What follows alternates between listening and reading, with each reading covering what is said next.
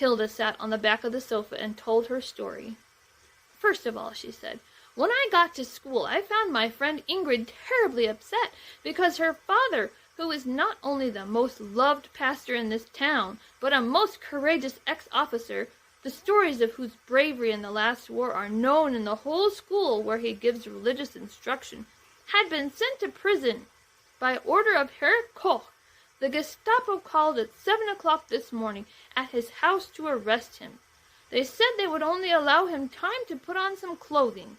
The pastor replied, 'I will call my family, because we always have family prayers before we start doing anything in the day, and even before going to prison, it would be a good idea to keep this Christian custom.' Ingrid says even the Gestapo men seemed embarrassed, and all the family and the maids sang as well as they could. It must have looked strange with only her mother properly dressed and the Gestapo men standing in the doorway." "That was bad enough," said Hilda.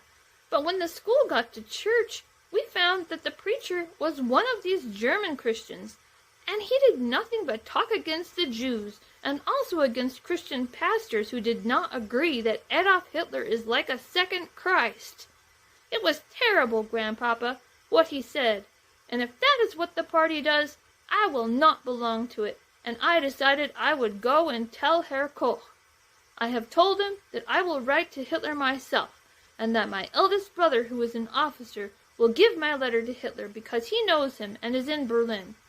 And I would tell Hitler that I and lots more girls were keen members of the Nazi youth groups, but that we cannot belong to it if he sends such a terrible man to Westphalia."